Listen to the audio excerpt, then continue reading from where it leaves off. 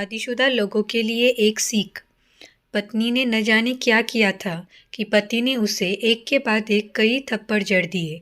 हमेशा हर सिचुएशन को शांति से हैंडल करने वाली पत्नी भी इस बार इतनी अशांत हो उठी कि उसने अपनी चप्पल ही निकालकर पति की ओर दे फेंकी।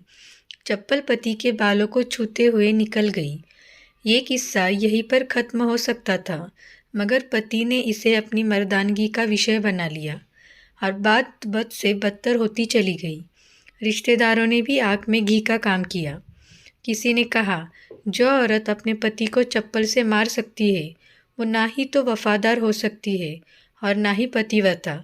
ऐसी औरत परिवार ही नहीं पूरे समाज पर कलंक की तरह है। बीवी के पक्ष वाले कहाँ पीछे रहने वाले थे। किसी ने कहा, 21वीं सदी में जो स्त्री के साथ मारपीट करते हैं उन्हें तो जेल भेज देना चाहिए। तो कोई कहता, ज़रूर उसको कोई और पसंद आ गई होगी, इसलिए अब पत्नी से मारपीट करने लगा है। बात कोर्ट तक पहुंच गई। दोनों पक्षों ने एक दूसरे के खिलाफ केस फाइल कर दिया। पति ने चरित्रहीन होने का तो पत्नी ने दहेज और शारीरिक उत्पीड़न का आरोप लगाया। 2 वर्षों से अधिक समय के लिए केस चल रहा था। इन 2 वर्षों के दौरान दोनों पति पत्नी अलग अलग रहे थे। इन 2 वर्षों के दौरान दोनों पक्षों के समर्थकों की संख्या कम हो गई थी। पहले जहां दोनों पक्षों में समर्थकों का समूह होता था, अब गिने चुने लोग रह गए थे। पति और पत्नी दोनों की आर्थिक स्थिति भी इस समय के दौरान नीचे गिर चुकी थी। जिन्हें वो अपना शुभचिंतक समझ रहे थे, पैसों की बात आते ही उन्होंने भी अपना पलड़ा झाड़ लिया था। अगर कोई देने को भी राजी हुआ तो मोटे ब्याज की शर्त पर।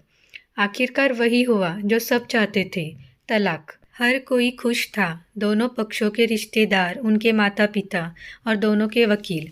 लेकिन 5 साल की सुखद शादी और एक सुंदर बेटी के होने के बाद मिले इस तलाक से पत्नी मुक्त थी और पति शांत। पति पत्नी सभी से एक दूसरे के सामने मेज पर बैठे। पत्नी ने पति से कहा, अब तो खुश होगे ना, तुम्हारे मन की जो हुई है। तुम भी तो आज जीत गई हो, मुझसे तलाक तो तुम्हें भी मिल गया है। पति ने कहा, तलाक को तुम जीत का प्रतीक समझते हो? पत्नी ने पूछा। पति चुप रहा।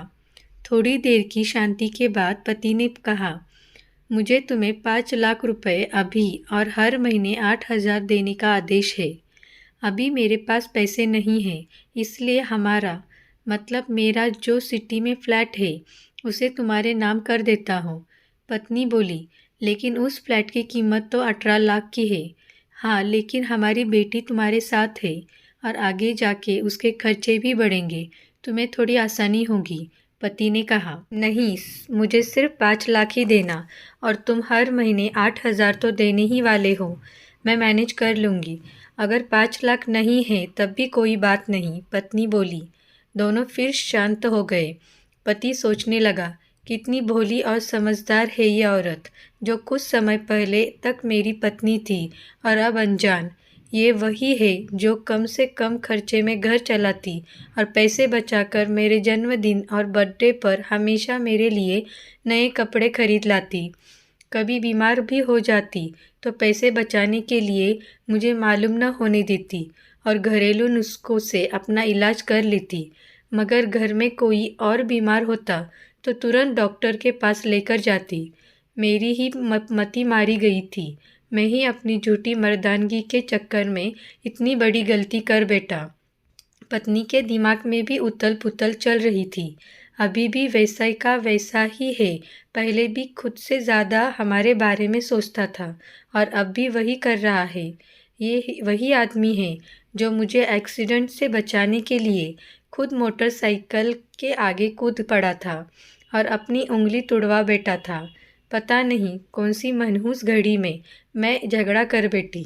पति ने मौन तोड़ते हुए पूछा, अब तुम्हारे कमर का दर्द कैसा है? ज़्यादा तकलीफ़ तो नहीं होती? पत्नी हल्का सा मुस्कुराई और बोली, अभी भी होता है। अब तो पेट में भी क्रैम्प्स उठते हैं। वो तो होगा ही।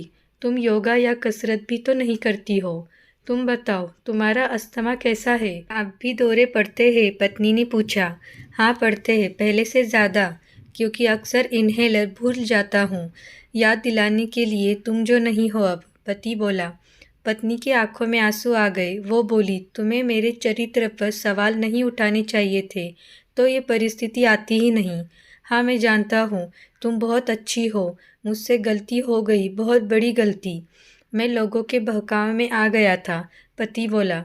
तुमने भी तो मुझ पर दहेज का इल्ज़ाम लगाया था। वो बोला, गलत था और इस बात का मुझे भी पछतावा हुआ, पत्नी ने कहा। पति कुछ कहना चाह रहा था, लेकिन हिचकिचा रहा था। पत्नी ने पूछा, कुछ कहना चाहते हो? वो बोला, क्या सब पहले जैसा नहीं हो सकता? क्या मतलब? पत्नी बोली, मतलब कि हम फिर से पहले की तरह पति पत्नी बनकर, सच्चे दोस्त बनकर नहीं रह सकते, पति बोला। पर ये तलाक के पेपर दिखाते हुए पत्नी ने कहा, फाड़ देते हैं। पति ने अपने पास तलाक के पेपर फाड़ते हुए कहा। पत्नी ने भी अपने पास रखे पेपर फाड़ दिए। वकील, रिश्तेदार और माँ बाप सभी हैरान थे। पति पत्नी दोनों एक दूसरे के हाथ में हाथ पकड़े अपने घर की तरफ चले गए।